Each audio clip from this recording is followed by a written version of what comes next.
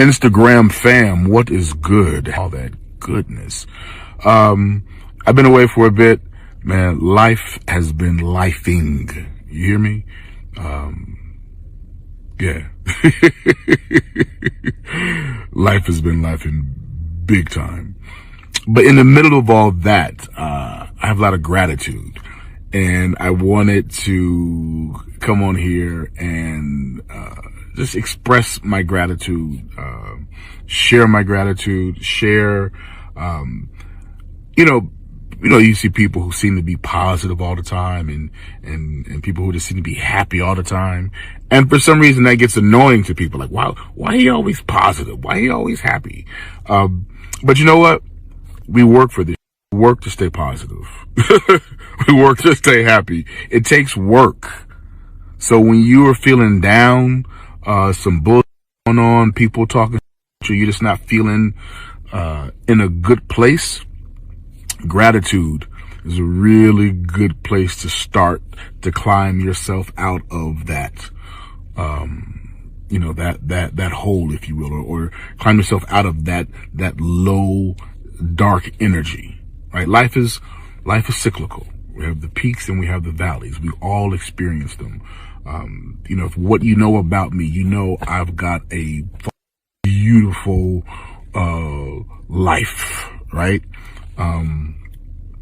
But there, within that, there are ups and downs. So sometimes I have my peaks and I have my valleys, but, in those low points, I do work to remind myself to be grateful.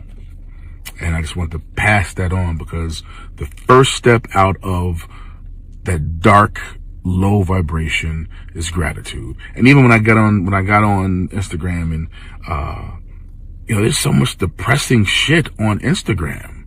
Like, social media is good for a lot of things, but this shit is dark. There's a lot of dark shit on social media.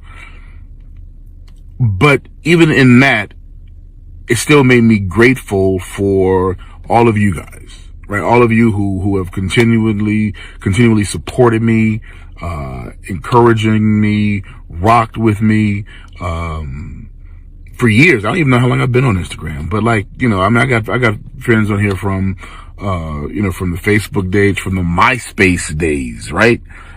So a lot of you been rocking with me for a long time, and I appreciate that. And, so that's just the yin and yang of Instagram, right?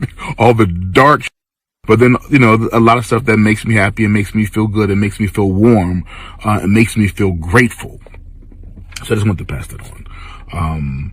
I got some really cool stuff coming up this year, but before I got on here to promote any stuff, I just wanted to get on here and express gratitude, and let you know that I appreciate you. And then again, also to share, when you're not feeling in a great high vibratory place, you're in that low, dark space, start out with gratitude.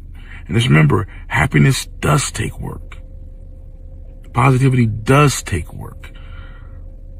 And it's worth it if you're willing to do the work for it. All right, I'm out, and I'll be back. I love you guys, and thank you. So I don't know about you, but sometimes when I have to get on Instagram or social media, it's actually more so Instagram than anything else. Because I don't think I spend as much time on Facebook or Twitter, or X rather. That's an old school now. I'm still calling it Twitter. So I don't know about you, but a lot of times I get this feeling of almost overwhelm and dread when I come to my social media, or at least my Instagram, because I know there's, a shitload of messages in my DMs that I have not gotten back to yet. And I think about, and I look on the feed, and there's just so much, there's so much negativity in the world. There's so much, and again, look, it's current events, right? It's news. A lot of us keep up with the news through our social media, seeing other people post important, monumental happenings. But I just find that with social media, I kind of get this feeling a lot because just so much of it is just drenched in negativity. And I saw Leslie Odom Jr. speak a couple weeks ago, and he said something really interesting, that the social media algorithms are not yet designed to make us feel good. I love that he said yet. But the algorithms are designed for us to see something and get all up in our feelings and want to text back or want to post and respond. And social media is a huge time suck. And mind you, as they're sucking your time and taking up your energy and attention, notice they're also selling you shit too. Whether you're browsing the internet, on your computer, or scrolling through your timeline, there's always an ad somewhere. And the algorithms are such that a lot of the times those ads are interesting to you. Well, of course they are, because they're designed to come your way. But anyway, this made me think about how social media, though there's so much cool stuff with it and good use of it, it's still,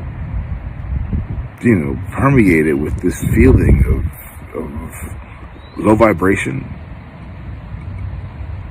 I don't compare myself to others, but I think like some of you get on social media and then start to not feel good about yourself because you start to feel like you're inadequate or not doing enough or whatever.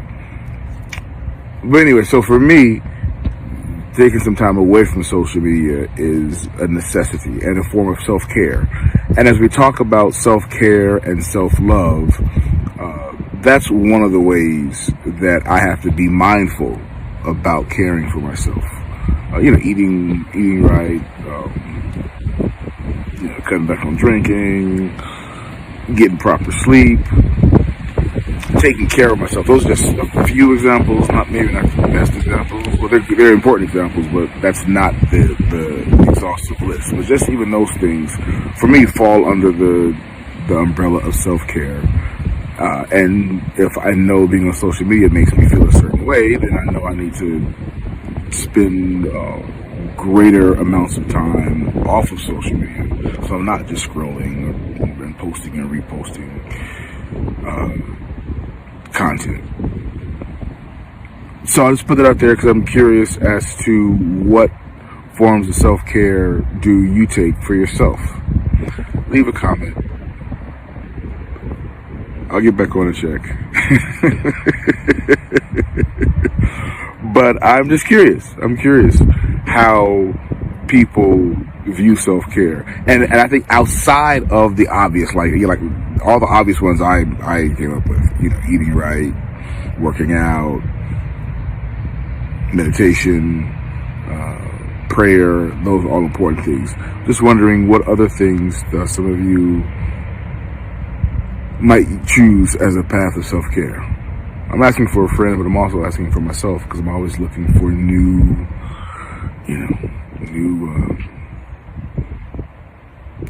things to try out, I guess. Especially when it comes to self-love. All right. I love you.